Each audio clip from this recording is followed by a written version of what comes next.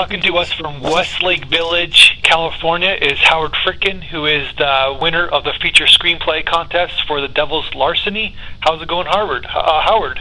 Good, good. Thank you, Matt. I Thanks for the opportunity to do this. No problem. I just mispronounced your name. I was worried about your last name, and I said Howard wrong. That's all right. Just as I said, just think of William Friedkin and just say FRIDKIN. So, okay, exactly. So you were the winner of the feature screenplay. I guess this would be a horror script or kind of a twist thriller.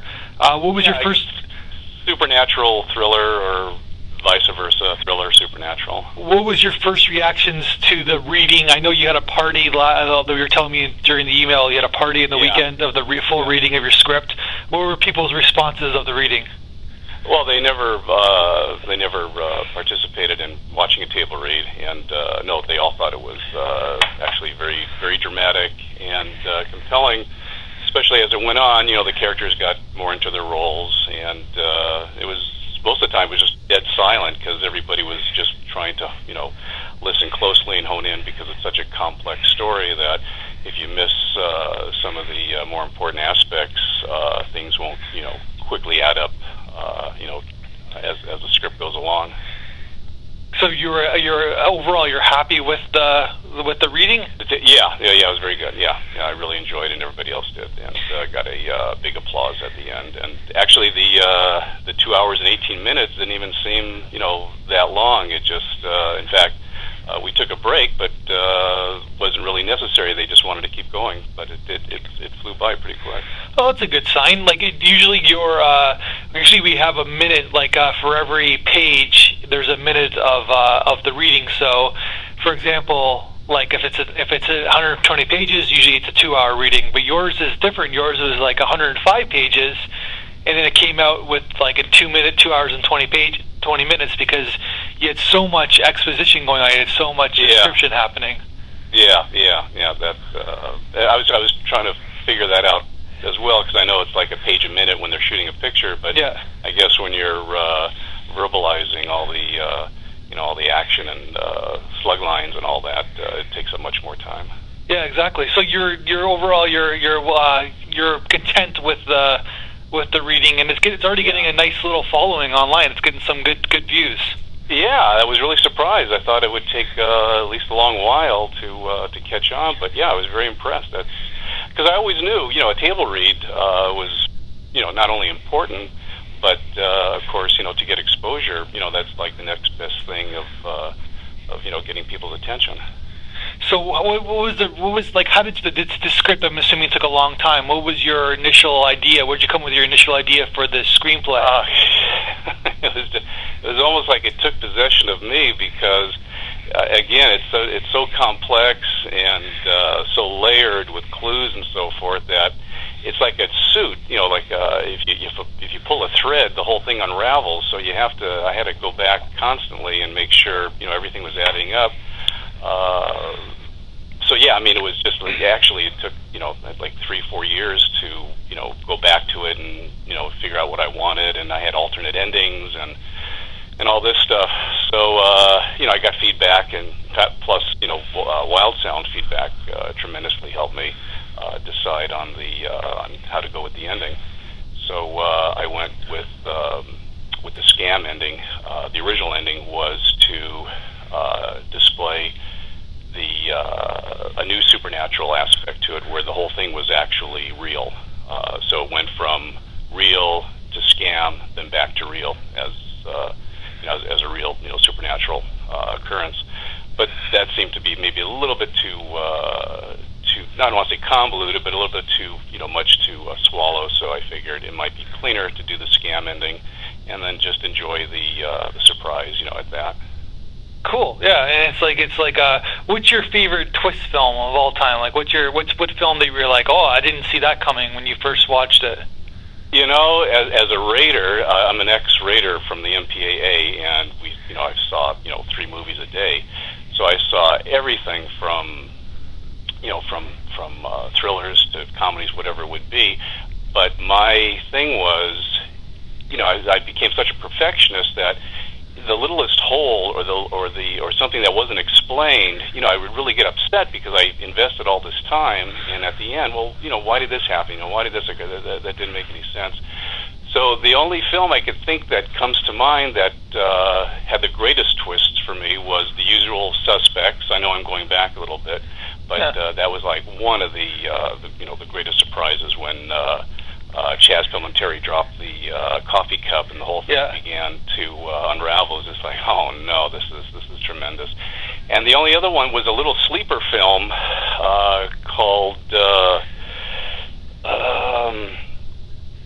Thin Ice, with Greg Kinnear and Alan Arkin. Tremendous film. It just got swept away, but if anybody has a chance to see that, that was another one where I couldn't guess what the hell was happening. And I love that because when it works and you don't know what's going on, it's such a surprise that you just want to watch it again and make sure you caught everything the first time. But I love that. Because most horror films these days, they seem to have to have a twist to it. That seems to be the conventional kind of route for Hollywood movies.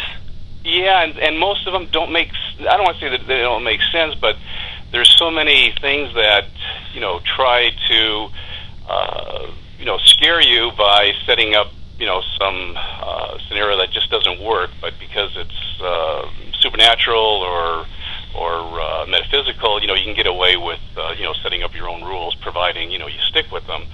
But I love it when everything makes sense and it works, and at the end you're saying, I can't figure out anything that didn't work.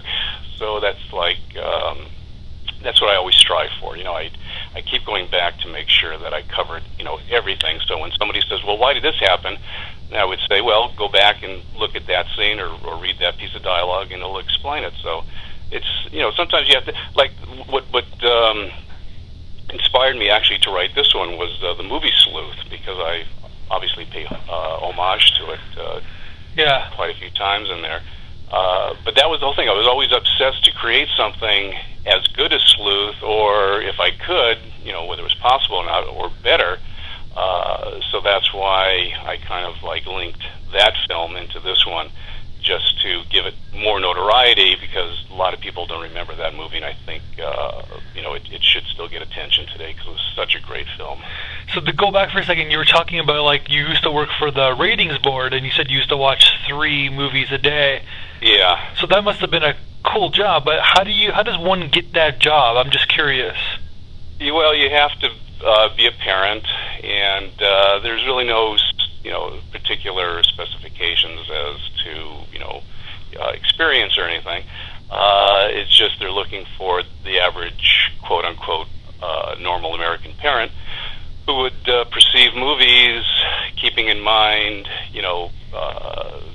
whether they're suitable for children, depending on what rating code the movie gets. And it was just basically, honing that practice of recognizing whether, this PG is acceptable for children, or if there's some other element that boosts it up to a 13. So, I was on a board, then we all decided, what the movie would be, and we discussed it and so forth, and that's pretty much how the movie gets a rating. So obviously that's a very cool job, and I think we've talked off this interview about what you did in whatnots. What is you basically had watched movies for a living. That's basically what you did. That's it. What better job could I possibly hope for? Well, there's a lot of bad movies I'm sure you had to watch, right? Oh, man, I tell you, every time we thought we saw the worst movie ever made, the next day, one even worse than that would come along. So there was never, nobody held the patent on the worst movie, because there was always something, that stunk worse than that. Movie's hard to make. It's not many people are good at doing it, and it's sometimes even the ones who are good at doing it, nobody's ever made. Not one filmmaker has always made a great film. Everybody's got a stinker in them. You know what I mean?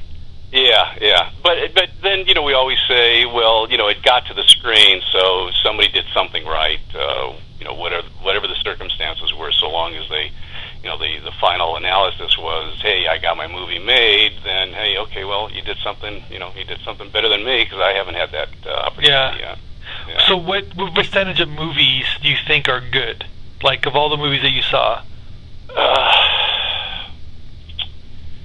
probably, my interpretation of what a great film is, or how I respond to it, is if I buy the DVD. If I say, that's worth owning, that's how I kind of measure, my liking for a film.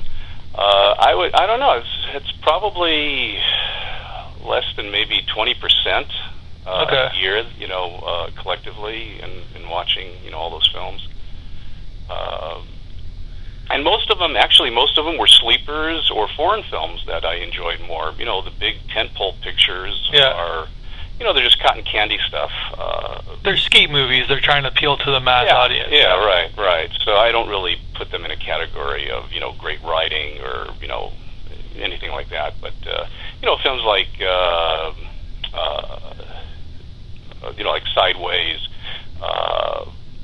by Alexander Payne. Anything he does is pretty much, quality. I enjoy that, especially like Nebraska. Well, all those movies are the same in a sense, though, because they're all about trying to create a legacy or an identity for yourself. Yeah. I guess that's his trademark, or his what he tries to get across. Yeah, no, but it's something that if a lot of us appeal to that kind of thematic. So the ones you do, because they're easy to digest and they represent the common person, and it's when you can relate to the film, that's even half the battle. Absolutely. In your rating board career, was there a couple films that were very controversial, that almost didn't become it's usually it's the more sexy one talk is the NC-17 to R rating, but then I'm sure there's some of them that got a family rating or PG rating when they should have got an R rating. I see a lot of that, some PG movies that probably should be an R-rated movie. Well, no, actually, just to clarify, to PG. Okay. I mean, you can't jump from PG to R. Okay, I apologize. Yeah. So what's the next one? Yeah. Actually, you can. No. Yeah. I mean, you can even jump from. You can even jump from a G to an R, depending on the language in there. No, you're correct. Yeah. But the fine line is what you're probably asking is the PG-13 and I'm sorry, R to NC-17. Yeah, that's probably the ones that are more get the press. Sometimes the press when there's an NC-17 violent movie and they keep going back to you trying to get an R rating, I guess, right? Right. Yeah. And of course that happens primarily, as you say, with violence and sexual content. So there. It all depends on the context of the film and where it's going and so forth. Were you around during the Basic Instinct time? No. I hopped on board in 2000. Basic Instinct, okay. I think was 92 or because I remember that was a huge controversy. It was what about was there I know you don't want to talk too much, but what was there a political kind of aspect to it? Was there because you kind of get these you know what I mean, certain political agendas across in these ratings rooms, right? You don't even, but who knows who the people in the ratings room are? You could get 10 Christians, conservatives in the room. You never know, right? Exactly. Right. But that's why they try and diversify the members as much as they can.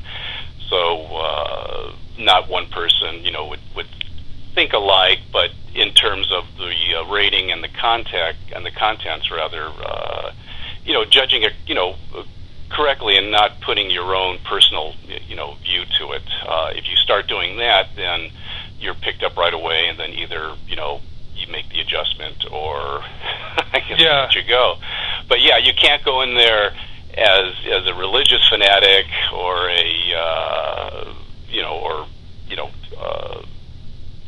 or if you're offended by homosexuality or something. That's what I was kind of getting to too. The Basic Instinct, it was a huge controversy because there was a lesbian scene in the movie, right? Which is key to today's world.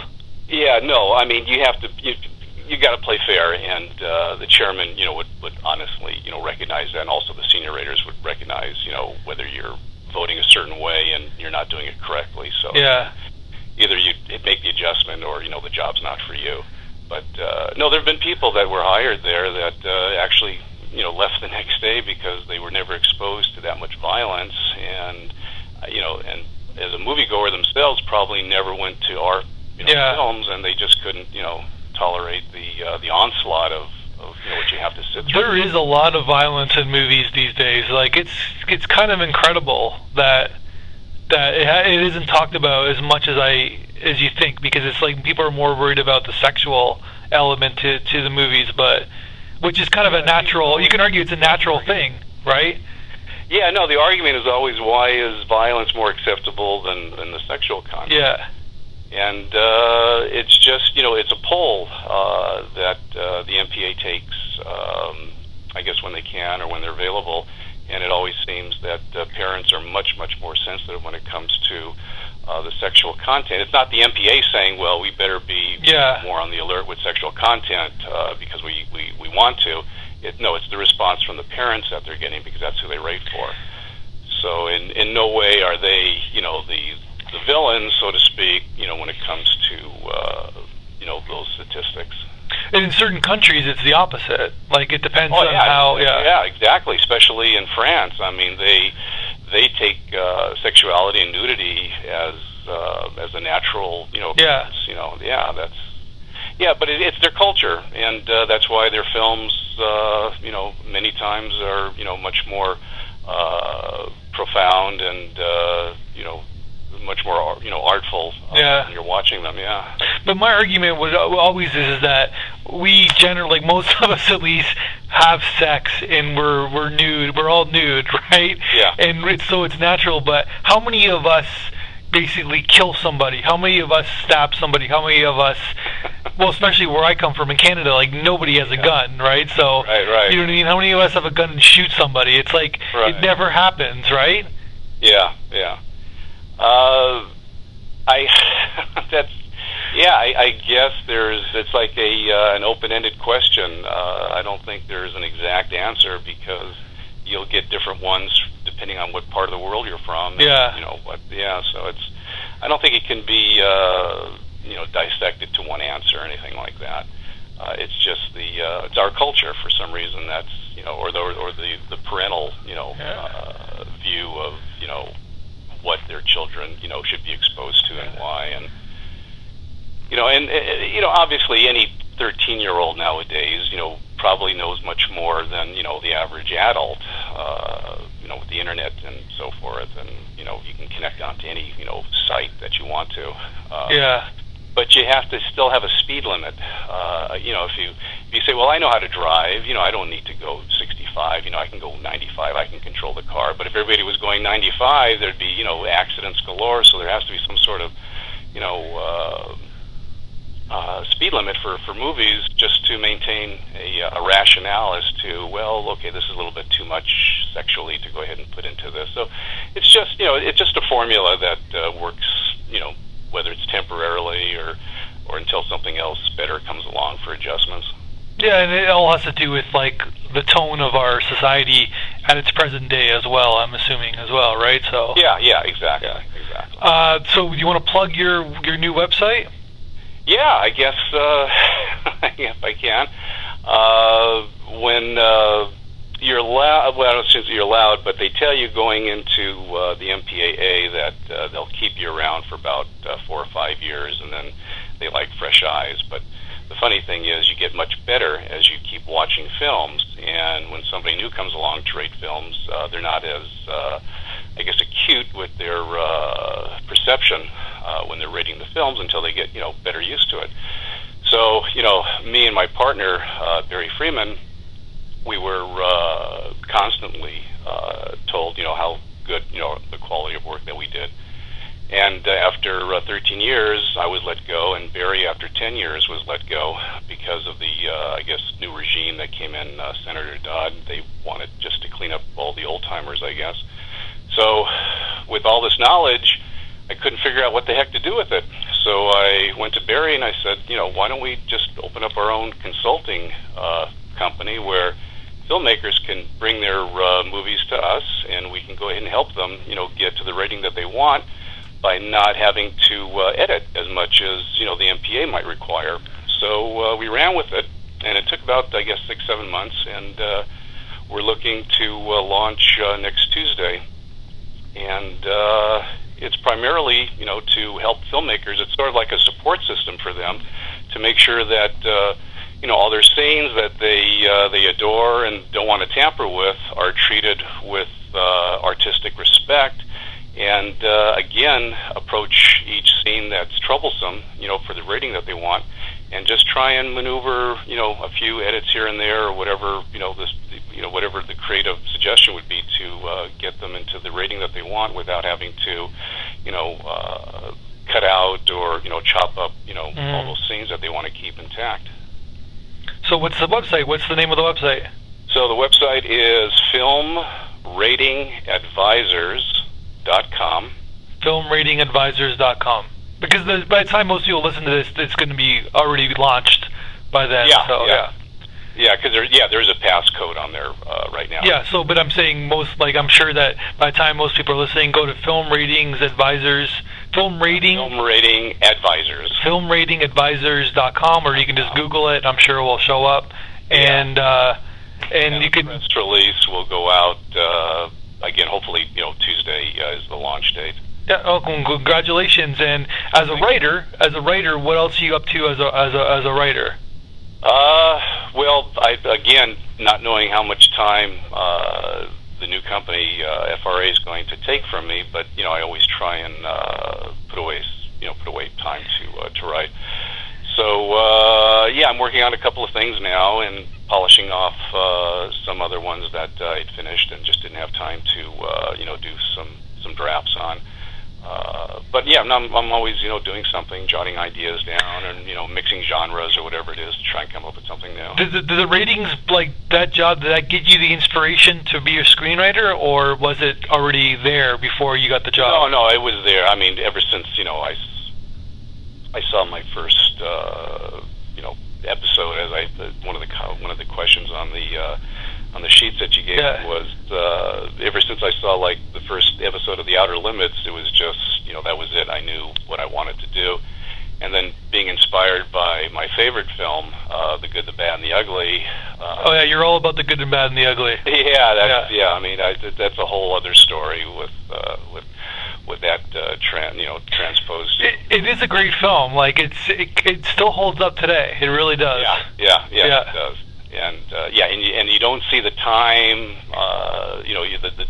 The time doesn't wear it down, and it just gets better and better. That's the freaky thing about it. Because it's one of those things where it's like classic storytelling, where there's a showdown that we know the showdown's going to take place, right? And we're anticipating this showdown. It's like a sports movie, you know what I mean? The big game or whatever like that, but it's like a Western kind of feel. But not only if it's two people, it's three people, and we're like just anticipating this showdown, and and the showdown pays off as well, like cinematically with the music, but also the story as well. Like it pays off. Like in most times, it's like a big fight. It doesn't pay off, kind of a thing, right? But in this movie, it does. Yeah, but the whole thing pays off. I mean, it's not just one element. No, of course not. Yeah, it's the music, especially the music. That's just I mean, that tells a story. You don't even have to watch the movie and just listen to the music, and you can create your own story. It's everything, and but what's funny is I did see Fistful of Dollars and For a Few Dollars More prior to seeing The Good, the Bad, and the Ugly, and they were great. As a kid, this is really fun, and but it wasn't until The Good, the Bad, and the Ugly that it just like that's it. This is movie making. This is what you have to do to entertain audiences. And that's what did it. So my first screenplay was sort of a homage to Sergio Leone, and I didn't take writing real seriously, when I first started, like in '74. But I took it enough where I still kept doing it. But it wasn't until like the '90s that I said, okay, well now it's time to really start writing screenplays and see if I can't get anything off the ground. Well, congratulations again for submitting and winning this contest. It's like it was fun for us to do it, and the actors seemed to have a good time, and there was a lot of like rumblings afterwards too. Everybody was still talking about the script. So yeah, I know it's definitely a strong subject matter, but I tried to make it fun by adding all the twists and and of course the no one expects.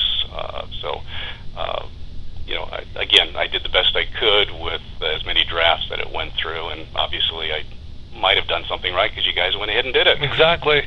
Well, I appreciate that. Well, Howard, congrats again, and film ratings through filmratingadvisors.com. That's it. Yeah, and it's a fun website. Everybody should. Yeah, I already looked at it. You gave me the password. I took a look at it. It's pretty fun. So, all right, man. Thanks so much. Matt, thank you very much. All right.